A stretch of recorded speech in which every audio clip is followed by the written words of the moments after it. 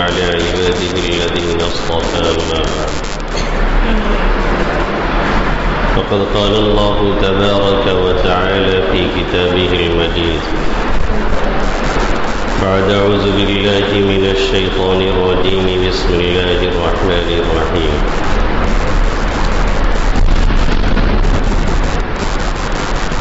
يا أيها الذين آمنوا كتب عليكم الصيام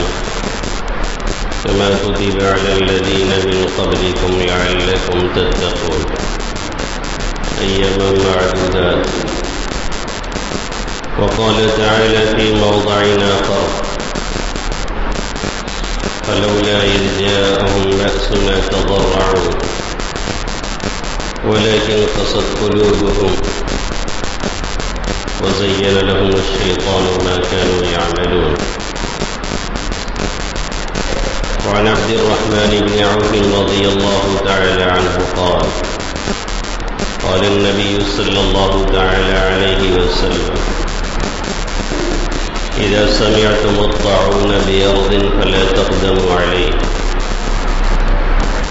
وإذا وقع بأرض وأنتم فيها فلا تخرجوا فرارا منه.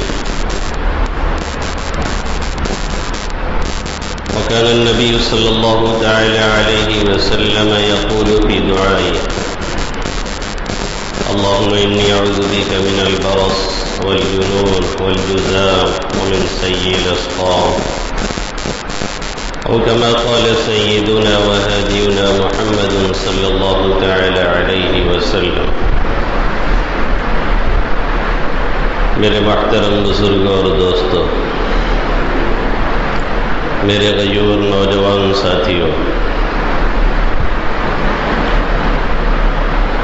یہ رمضان المبارک کا مبارک اور مقدس مہینہ چل رہا ہے،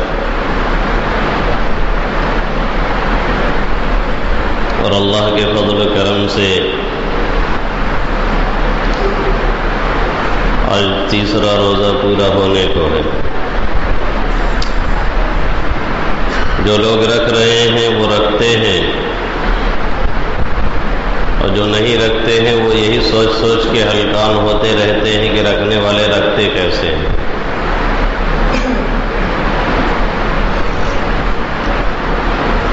آدمی ہمت سے کام لے، قدم آگے بڑھائے اور اللہ رب العزت سے مدد اور توفیق مانگتا رہے تو بڑے سے بڑے مشکل کام بھی بہت آسانی سے پورا ہو جایا کرتا ہے۔ مشکل نیست کی آسان شبد، مرد باید کی ہر آسان شبد۔ کوئی مشکل ایسی نہیں ہے جو آسان نہ ہو جائے۔ انسان کو ڈرنا اور گھبرانا نہیں چاہیے، راستے تلاش کرنے چاہیے، اللہ سے مانگنا چاہیے، کہنا چاہیے، تو پریشانیاں خود بخود دور ہو جاتی ہیں اور مسائل آسانی سے حل ہو جایا کرتے ہیں۔ یہ ماہ مقدس کس لیے دیا گیا ہے ہم آپ جانتے ہیں، لعلکم تتقون۔ اس کا مقصد تقوی الہی حاصل کرنا ہے، یعنی یہ مقدس مہینہ اسی لیے دیا گیا ہے کہ اس مہینے میں ہم آپ اللہ رب العزت کی عظمت، اس کی ہیبت، اس کے جلال کو دل و دماغ میں ایسی جگہ دے دیں اور ایسا بٹھلا دیں کہ پھر ہمارے لیے عبادت کا کرنا آسان ہو جائے اور برائیوں سے رکنا اور بچنا بھی آسان ہو جائے۔ اسی کا نام تقوی ہے۔ تقوی کا مطلب یہ نہیں ہے کہ ہم آپ کہیں الٹے لٹک کر کے عبادت کریں۔ تقوی کا مطلب یہی ہوتا ہے کہ اللہ رب العزت کی عظمت، اس کی ہیبت، اس کا جلال دل دماغ میں ایسا بیٹھ جائے کہ انسان بڑی آسانی کے ساتھ جو عبادت ہے، جو طاعت کے کام ہیں وہ انجام دینے لگے، اور جو برائیاں ہیں، جو گناہ ہیں ان سے بچ جائے بہت آسانی سے۔ اسی کا نام تقوی ہے۔ اسی مقصد کے لیے روزہ دیا گیا ہے، اور جہاں روزہ کے دینی فوائد ہیں وہیں دنیاوی فوائد بھی بہت زیادہ ہیں۔ خود طبرانی شریف کی روایت ہے، اللہ کے حبیب صلی اللہ علیہ وسلم نے ارشاد فرمایا سومو تصحو، روزہ رکھو صحت مند رہو گے۔ اور ابھی کسی کو ایوارڈ ملا تھا نوبل پرائز، اسی پہ ملا تھا کہ اس نے کینسر کا علاج ڈھونڈا ہے اور صحت کا راز اس نے تلاش کیا ہے۔ اور اس نے وہ کیا تلاش کیا کہ سال میں کم سے کم 1 مہینہ 25 دن 30 دن لوگ 12-14 گھنٹے روز بھوکے رہیں تو کینسر بہت حد تک خود ہی نہیں ہوتا ہے، یا اگر اثر رہتا ہے تو اس کے جرثومے اور اس کے جراثیم ختم ہو جاتے ہیں اور مر جایا کرتے ہیں۔ قربان جائیے اس نبی رحمت پر جس کو پوری دنیا کے لیے رحمت بنا کر کے اللہ رب العزت نے بھیجا، اور ان کے صدقے میں ہمیں اور آپ کو یہ 1 مہینہ دیا گیا جس میں ہم اپنے دین کو بھی فٹ رکھ سکتے ہیں اور اپنی دنیا کو بھی صحیح رکھ سکتے ہیں، جس میں ہم اپنے دین کو بھی مضبوط کر سکتے ہیں اور اپنی باڈی لینگویج کو بھی صحیح رکھ سکتے ہیں اور کر سکتے ہیں۔ یہ جو دین کے کام ہوتے ہیں یا جو دینی باتیں ہوتی ہیں یا جو دینی احکام ہوتے ہیں، جس کا مقصد اور مطلب عموماً ہم یہ سمجھتے ہیں کہ اس کا فائدہ صرف آخرت میں ہے، اور سنتے ہیں کہ اس کے بدلے میں ہمیں جنت ملنے والی ہے۔ بھائی وہ ہمارا سب سے آخری بدلہ ہے اور سب سے اہم بدلہ ہے، وہ تو ملنا ہی ہے انشاءاللہ تعالی، لیکن اس کا مطلب یہ نہیں ہوتا ہے کہ اس کا دنیاوی کوئی فائدہ نہیں ہے۔ اس کا مطلب یہ نہیں ہوتا ہے کہ دنیا میں اس کا کوئی فائدہ ہم کو نہیں ملے گا، یہ مطلب نہیں ہوتا۔ دنیا میں بھی اس کے نامعلوم کتنے فوائد اور کتنے نتائج ہوتے ہیں جو ہمارے اور آپ کے حق میں ہوتے ہیں، یا تو ہمیں معلوم نہیں ہوتا ہے، یا تو ہم جانتے نہیں ہیں، یا تو جاننے کی کوشش نہیں کرتے، یا تو سمجھتے نہیں ہیں، یا تو سمجھنے کی کوشش نہیں کرتے ہیں۔ اب دیکھنے میں تو 1 مہینہ ہم کو بھوکا رکھا جا رہا ہے، پیاسا رکھا جا رہا ہے، لیکن صحیح بات یہ ہے کہ تھوڑا سا ٹائم وائم ادھر ادھر کر کے ہم اور آپ اپنی فٹنس صحیح کر رہے ہوتے ہیں۔ کولیسٹرول اپنا لیول پہ آ رہا ہوتا ہے، برابر ہو رہا ہوتا ہے، گھٹتا رہتا ہے۔ جن لوگوں کا بڑھتا ہے یا بڑھا رہتا ہے ان لوگوں کی چربیاں گھٹتی ہیں اور گلتی ہیں اور کم ہوتی ہیں۔ جن لوگوں کے اس طرح کے کوئی جرثومے ہوتے ہیں جو کینسر وغیرہ کو جنم دیتے ہیں یا اس کی طرف لے کے جاتے ہیں، وہ مرتے اور ختم ہوتے ہیں، اور اس کی وجہ سے انسان کی صحت صحیح ہوتی ہے۔ یہ اس کے دنیاوی فوائد ہیں جو ہمیں اور آپ کو ملتے ہیں اور حاصل ہوتے ہیں۔ دین کا جو بھی کام ہے یا دین کے دائرے میں جو چیزیں ہم اختیار کرتے ہیں، یہ ہم سمجھتے ہیں کہ صرف اس کا بدلہ آخرت میں ملتا ہے۔ آخرت میں تو اپنی جگہ ہے ہی ہے، دنیا میں بھی اس کا فائدہ ملتا ہے۔ بہت سی بیماریاں، بہت سی پریشانیاں، بہت سی وہ بلائیں، بہت سی وبائیں، بہت سی تکلیفیں وہ ہم سے اور آپ سے دور ہوتی رہتی ہیں، اور اگر نہ بھی دور ہوئی تو پھر بھی اللہ کا ثواب اور اللہ کی جنت اور اس کی رضا، یہ تمام چیزوں سے بڑھ کر کے ہے جو نیک کام کرنے والوں کو یقیناً حاصل ہونے والی اور حاصل ہوتی ہے۔ تو یہ مقصد روزہ ہے جس پر تھوڑا سا کلام کیا گیا ہے، لیکن آج مشکل یہ ہے کہ صورتحال ہمارے ہندوستان کی کافی تیزی کے ساتھ بدلتی چلی جا رہی ہے۔ اس لیے اس شخصیت نے اشارہ کیا جس کا اشارہ حکم کے درجے میں ہے کہ آج آپ کو کورونا کے تعلق سے تھوڑی باتیں کرنی ہیں۔ تو یہ پریشانی، یہ مصیبت اور یہ چیزیں دین کے راستے سے بھی حل ہوتی ہیں۔ اب یہ ایک بلا آئی ہے یا وبا آئی ہے یا سازش ہے، ہم نہیں جانتے ہیں، آپ نہیں جانتے ہیں۔ حقیقت کی گہرائی تک پہنچنا بہت سی جگہوں پہ بڑا مشکل ہوا کرتا ہے، لیکن بہرحال اتنا تو معلوم ہے پچھلے سال جب یہ وبا آئی تھی کہ یہ چین کے شہر کوہان سے اس کا وجود ہوا تھا، اور وہاں پہ ایسے کیسے ایک چیز پلی اور بڑھی، اس لیے کہ وہاں جنگلی جانور اور خاص طور سے چمگادڑ کا، جو کہ ہماری شریعت میں حرام ہے، پہلے ہی سے اللہ نے ہمیں بچانے کا انتظام کر رکھا ہے، پہلے ہی سے اللہ نے ہماری فٹنس کا انتظام کر رکھا ہے، پہلے ہی سے اللہ نے ہمارے دین اور دنیا دونوں صحیح رہے اس کا انتظام کر رکھا ہے۔ بہت سی ایسی چیزیں جو ہماری صحت کے لیے کہیں نہ کہیں نقصان دہ ہیں اور ہمارے باڈی لینگویج میں متاثر ہوتی ہیں اور ہمارے دل دماغ کو متاثر کرتی ہیں، اس کو اللہ رب العزت نے پہلے ہی سے منع کر رکھا ہے اور حرام قرار دے دیا ہے، تاکہ نہ ان چیزوں کا استعمال ہو اور نہ ہم اور آپ پریشانیوں میں پڑیں۔ تو وہاں کے لوگوں نے ان چیزوں کا استعمال شروع کیا، نتیجہ یہ نکلا کہ وہاں سے ایک وبا اور ایک بلا اٹھی، اور اس نے آہستہ آہستہ پوری دنیا کو اپنے چپیٹ میں لے لیا، جس کو کورونا وائرس کے نام سے جانتے ہیں۔ اور پچھلے ہفتہ ہم نے کہا تھا جس کو کووڈ-19 کے نام سے جانتے ہیں، کیونکہ یہ 2019 کی یہ بیماری شروع ہوئی تھی، اس لیے 90 کہا جاتا تھا۔ اب 20 نہیں 21 میں آپ پہنچ چکے ہیں، تو کووڈ-21 ہو چکا ہے اور 90 سے ختم ہو چکا ہے۔ بہرحال یہ بیماری اب آہستہ آہستہ پھر پیر پسار نہیں رہی ہے، بلکہ صورتحال کافی خطرناک ہوتی چلی جا رہی ہے۔ پہلے تو ہندوستان نے اس کے ساتھ ایک کھیل کھیلا، اور یہاں کے منسٹر نے اور یہاں کے وزراء نے اور یہاں کے وزیر اعظم نے بھی اس کے ذریعے سے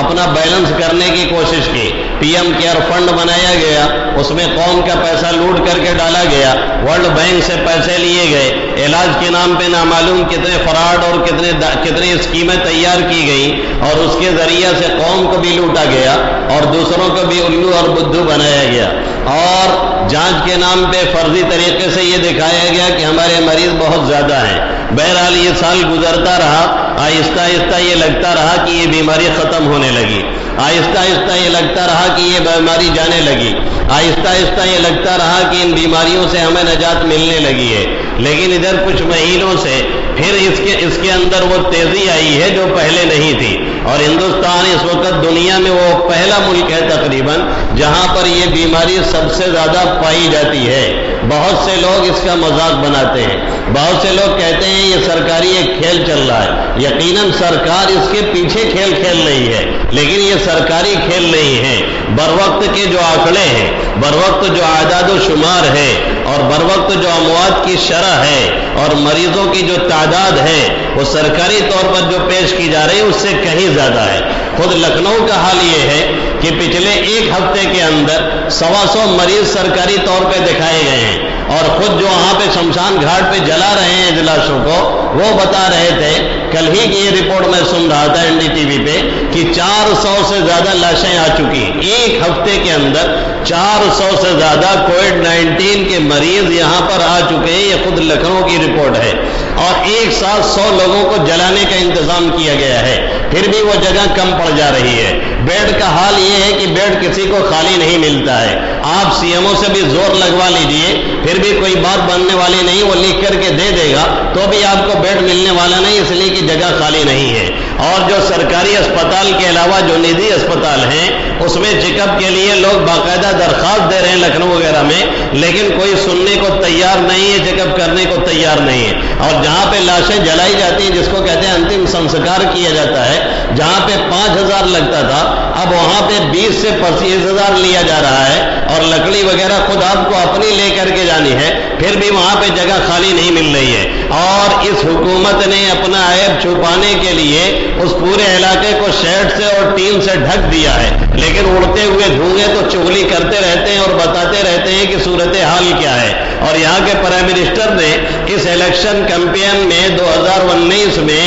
جو مرکزی الیکشن تھا، اس میں کہا تھا کہ آپ کو شمشان چاہیے یا قبرستان چاہیے، تو ان کے بھکتوں نے نعرہ مارا تھا کہ ہم کو شمشان چاہیے۔ بھائی مودی جی نے آپ کو شمشان دے دیا ہے، اب پریشانی کس بات کی ہے؟ شمشان میں جائیے اور انتم سنسکار کروا لیجیے، یہ صورتحال وہاں کی ہے۔ بنارس کا حال بھی کچھ اچھا نہیں ہے، الہ آباد کی بھی صورتحال یہی ہے۔ بنارس کی حالت یہ ہو چکی ہے کہ خود وہاں کے بڑے بڑے بیپاریوں نے پرسوں یہ درخواست دے دی ہے کہ یہاں پہ اگر کرفیو لگا دیا جائے تو زیادہ اچھا ہے۔ یعنی صورتحال اتنا بگڑتی چلی جا رہی ہے۔ نرسوں کی رپورٹ ہے جو وہاں کے ذمہ دار ہیں دلی کے، جو علاقہ کووڈ مریضوں کے لیے بنایا گیا ہے کہ یہاں پر صرف انہی کو دفن کیا جائے گا، ان کا نام ہے احمد شمیم یا محمد شمیم، اتفاق امر کہہ لیجیے، جو میرا نام ہے وہی ان کا نام بھی ہے۔ اس علاقے کے جو ذمہ دار ہیں، تو ان سے انٹرویو لیا جا رہا تھا کہ بر وقت کتنے مریض آ رہے ہیں۔ انہوں نے کہا کہ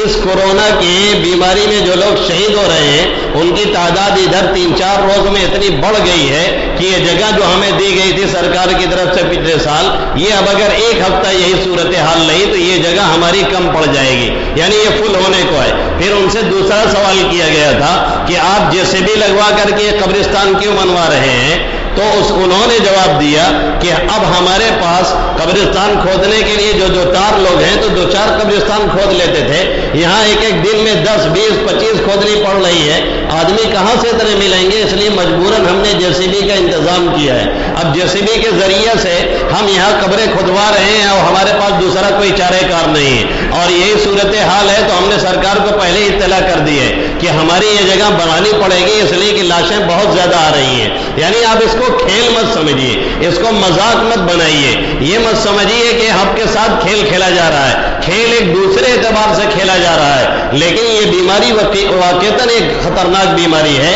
اور پورے ہندوستان کو بہت تیزی کے ساتھ اپنے لپیٹ میں لے رہی ہے۔ صورتحال یہ بنتی جا رہی ہے کہ جہاں پہ یہ صورتحال ہے کہ ایک وقت میں کئی 100 لاشیں اٹھ رہی ہیں، تو پھر آپ سمجھ سکتے ہیں کہ معاملہ کتنا آگے بڑھ چکا ہے۔ اس لیے آپ پرہیز سے کام لیجئے، احتیاط سے کام لیجئے، احتیاط کرنے کی کوشش کیجئے۔ ہم اور آپ جو ایک کھیل اور مذاق بناتے چلے جا رہے ہیں، ٹھیک ہے سرکار کی نیتوں پہ حملہ کیجئے، اور سرکار جو دوہرا رویہ اختیار کر رہی ہے، ہمارے ساتھ کوئی رویہ ہے، کمبھ میلے میں کوئی رویہ ہے، وہاں پہ 20-20 لاکھ لوگ جمع ہوتے ہیں، کوئی کورونا نہیں، مسجدوں میں 10-20 لوگ آتے ہیں، ایک بوال کھڑا کر دیا جاتا ہے، تو اس پر آپ جم کر کے حملہ کیجئے، ٹویٹر کے ذریعے سے کیجئے، فیس بک کے ذریعے سے کیجئے، انسٹاگرام کے ذریعے سے کیجئے، اخباری بیان کے ذریعے سے کیجئے، سب کچھ کیجئے، لیکن احتیاطی تدبیر اپنانے سے گریز مت کیجئے، احتیاط کیجئے، پرہیز کرنے کی کوشش کیجئے، اپنے بچاؤ کا طریقہ اختیار کیجئے، کیونکہ حکومت کے نزدیک ہماری اور آپ کی گنتی بس ایک فرد کی طرح سے ہے، مر گئے چلے گئے کچھ ہو گیا، حکومت کو اس سے کوئی لینا دینا نہیں ہے، لیکن اپنے فیملی کے لیے ہم لوگ کتنے اہم ہیں ہم اور آپ سمجھتے ہیں، ہم اور آپ جانتے ہیں۔ اس طرح کے جب کوئی مسئلہ کھڑا ہو، اللہ کیا فرماتا ہے؟ فَلَوْلَا إِذْ جَاءَهُمْ بَأْسُنَا تَضَرَّعُوا وَلَكِنْ قَسَتْ قُلُوبُهُمْ وَزَيَّنَ لَهُمُ الشَّيْطَانُ مَا كَانُوا يَعْمَلُونَ۔ اللہ فرما رہا ہے جب ان کے ہماری پکڑ آئی، جب ہم نے پکڑا، جب ہم نے طاعون بھیجا، جب ہم نے کوئی وبا بھیجی، جب ہم نے کوئی بلا بھیجی، جب ہم نے کورونا بھیجا، تو نتیجہ یہ نکلنا چاہیے تھا کہ لوگ ہمیں یاد کرتے، نتیجہ یہ نکلنا چاہیے تھا کہ لوگ اللہ سے معافی مانگتے، نتیجہ یہ نکلنا چاہیے تھا کہ لوگ اللہ کی جناب میں سجدہ ہوتے، ہونا یہ چاہیے تھا کہ لوگ اور زیادہ روزہ و نماز کرتے، ہونا یہ چاہیے تھا کہ لوگ لپک کر کے روزے کی طرف آتے اور رمضان کو غنیمت سمجھتے، اس میں اپنے رب کو مناتے، اپنے رب سے فریاد کرتے اور آ کر کے استغفار کرتے، اپنے رب کے سامنے آ کر کے گڑگڑاتے۔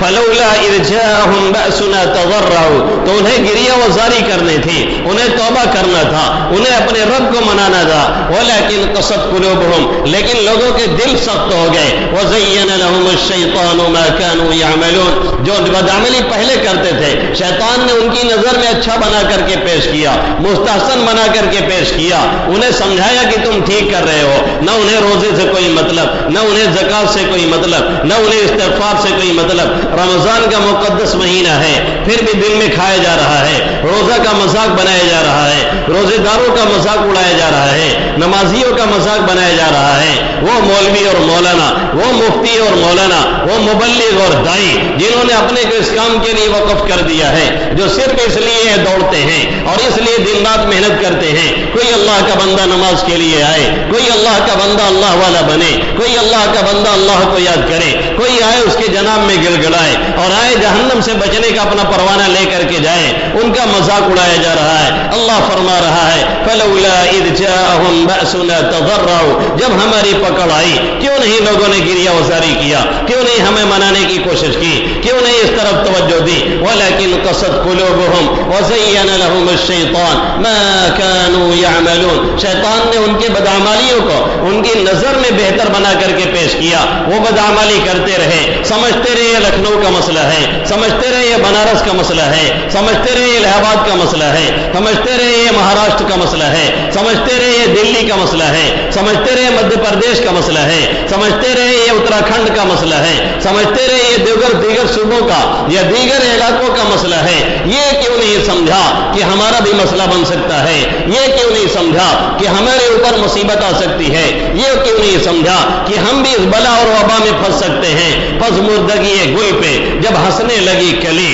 جب پھول مرجھانے لگتا ہے تو کلی اسے دیکھ کر کے ہنستی ہے، شاعر اس سے نتیجہ نکالتا ہے اور ایک پیغام ہمیں اور آپ کو دے رہا ہے۔ پس مردگی گل پہ جب ہنسنے لگی کلی، آواز دی خزاں نے تو بھی نظر میں ہے۔ خزاں اس وقت کہتی ہے کلی تم بھی نظر میں ہو، تم کو بھی ایسے ہی مسل دیا جائے گا۔ اس لیے یہ نہ سمجھا جائے کہ یہ دیگر صوبوں کی بات ہے اور دیگر ضلع کی بات ہے، یہاں بھی یہ حالت بن سکتی ہے۔ اللہ ہماری بھی حفاظت فرمائے، آپ سبھی حضرات کی حفاظت فرمائے۔ اس کے لیے کچھ ظاہری تدابیر ہیں، کچھ باطنی تدابیر ہیں۔ ظاہری تدبیر یہ ہے ہاتھوں کو بار بار دھویا جائے۔ ہمارے اور آپ کے لیے تو سب سے بہتر علاج ہے، ہم دن میں کم سے کم 5 مرتبہ وضو کرتے ہیں، ہمارے ہاتھ بھی صاف ہیں، ہمارا چہرہ بھی صاف ہے۔ ظاہری صفائی کا اہتمام کیا جائے، باطنی صفائی کا اہتمام کیا جائے۔ باڈی کے اندر وغیرہ جو بال ہوتے ہیں زائد، جسے صاف کرنا ضروری ہے، وقت پہ اور ٹائم پہ اس کی صفائی ستھرائی کا اہتمام کیا جائے۔ ناخن وغیرہ دھیان سے کاٹے جائیں اور گھر کو بھی صاف ستھرا رکھنے کا اہتمام کیا جائے۔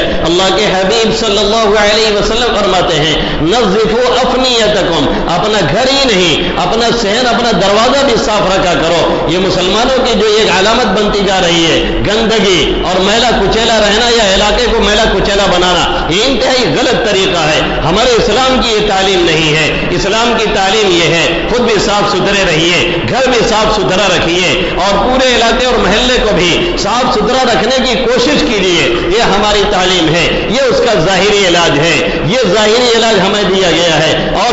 جو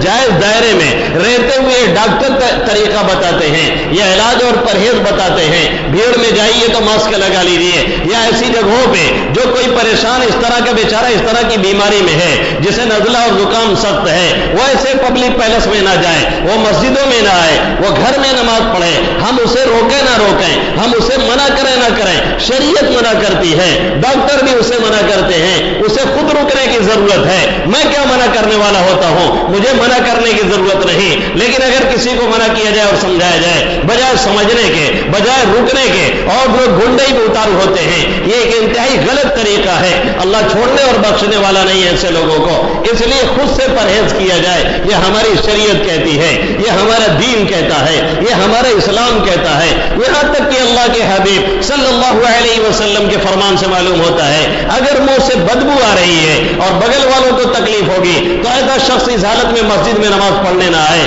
بلکہ وہ گھر پہ نماز پڑھ لے۔ یہ ہماری شریعت کی تعلیم ہے، اس لیے اس طرح سے پرہیز کیا جائے اور اس کے بعد پھر اللہ رب العزت سے دعاؤں کا اہتمام کیا جائے اور یہ سمجھا جائے چاہے بلا ہو چاہے وبا ہو چاہے کسی کی سازش ہو، ٹالنے والا وہی ہے، بچانے والا وہی ہے، حفاظت کرنے والا وہی ہے۔ لا عاصم اليوم من امر اللہ الا من رحم، اللہ کے حکم سے کوئی بچانے والا نہیں، ہاں جس پر اللہ رحم فرمائے وہی بچ سکتا ہے۔ اس لیے دعاؤں کا اہتمام کریں۔ اگر کہیں کسی کے بارے میں پتہ چلے کہ وہ اس مرض میں مبتلا ہے، کسی علاقے کے بارے میں پتہ چلے کہ وہاں صورتحال یہ بنتی جا رہی ہے، تو پھر پڑھا جائے الحمدللہ الذی مما ابتلا آفانی مما ابتلا کبھی۔ تمام تعریفیں عربی میں نہ آئے تو اردو میں پڑھے۔ تمام تعریفیں اس اللہ کے لیے ہیں جس نے ان لوگوں کو یا تمہیں اس بیماری میں مبتلا کیا ہے، وفضلنی علی کثیر ممن خلق تفضیلا، اور مجھے اپنی مخلوقات میں سے بہت سے لوگوں پر فضیلت دی ہے، فوقیت عطا فرمائی ہے، مجھے بچا کر کے رکھا ہے، صحت کے ساتھ رکھتا ہے، عافیت کے ساتھ رکھا ہے۔ اس لیے اس دعا کا اہتمام کریں، عربی میں پڑھیں، عربی میں نہ آئے تو اردو میں کہیں۔ تمام تعریفیں اس اللہ کے لیے ہیں جس نے جن لوگوں کو اس بیماری میں رب مبتلا کیا اس سے مجھے بچا کر کے رکھا ہے، مجھے اور بہت سے لوگوں پر فضیلت دی ہے، بہت سے لوگوں پر فوقیت دی ہے۔ اور اللہ کے حبیب صلی اللہ علیہ وسلم نے ایسی بیماریوں سے، چاہے وہ کینسر ہو چاہے وہ ایڈز ہو چاہے وہ وبا ہو چاہے وہ بلا ہو، ان تمام بیماریوں سے بچنے کے لیے اللہ کے حبیب صلی اللہ علیہ وسلم کی بڑی پیاری دعا ہے، اللہم انی اعوذ بک من البرص والجنون والجزام ومن سیئ الاسقام، اللہم انی اعوذ بک من البرص والجنون والجزام ومن سیئ الاسقام۔ اے اللہ میں پناہ چاہتا ہوں آپ کی برس سے، کوڑ کے مرض سے، ومن الجنون میں جنون سے پناہ چاہتا ہوں، برس سے پناہ چاہتا ہوں، کوڑ کے مرض سے پناہ چاہتا ہوں، ومن سیئ الاسقام جتنی بھی خطرناک بیماریاں ہیں سب سے پناہ چاہتا ہوں، چاہے وہ طاعون ہو چاہے وہ کرونا ہو چاہے وہ کینسر ہو، چاہے وہ ایڈز ہو، چاہے وہ گردے کی بیماری ہو، چاہے وہ اٹیک کی بیماری ہو، چاہے وہ بلڈ شوگر کی بیماری ہو، جتنی بھی خطرناک بیماریاں ہیں سب سے میں پناہ چاہتا ہوں۔ عربی میں یاد کر لیجئے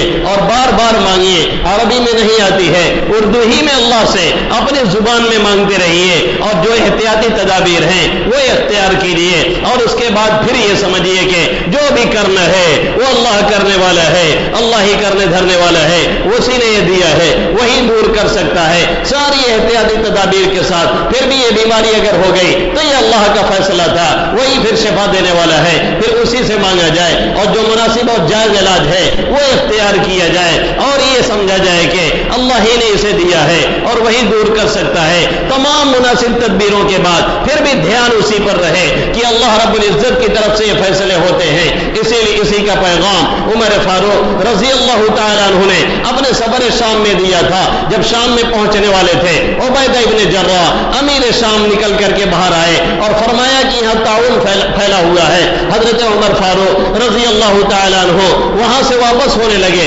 شام میں جانے کے لیے گئے تھے لیکن راستے ہی سے واپس ہونے لگے۔ انہوں نے فرمایا افرارا من قدر اللہ تعالی، کیا آپ اللہ کے فیصلے سے بھاگ رہے ہیں؟ عمر فاروق نے فرمایا نعم نفر من قدر اللہ تعالی الی قدر اللہ تعالی، ہاں ہم ایک فیصلے سے بھاگ کر کے دوسرے اللہ ہی کے فیصلے میں جا رہے ہیں۔ اسی لیے حکم ہے جہاں یہ وبا اور بلا ہے وہاں اگر انسان نہیں ہے تو مت جائے، ورنہ اگر پریشانی آ جائے گی تو کہے گا نہ آئے ہوتے تو بچ جاتے۔ کفر اور شرک میں مبتلا ہونے کا خطرہ ہے، اور وہاں سے بھاگنا بھی نہیں چاہیے، کیونکہ اگر بچ جائے گا تو کہے گا بھاگ گئے تبھی بچ گئے تھے۔ یہاں بھاگنے سے کوئی بچ سکتا ہے، نہ ٹھہرنے سے کوئی جا سکتا ہے۔ ہاں جس کا ٹائم آئے گا وہ جائے گا، لیکن جو جائز تدبیریں ہیں، جو مناسب تدبیریں ہیں، جو مناسب احتیاطی تدابیر ہیں وہ اختیار کرنا ضروری ہے، پھر اللہ سے مانگنا ضروری ہے، تبھی جا کر کے ہم اور آپ سے بچ سکتے ہیں۔ اللہ رب العزت ہم سب کے اور پورے علاقے کے، پورے ہندوستان والوں کی اس سے حفاظت فرمائے،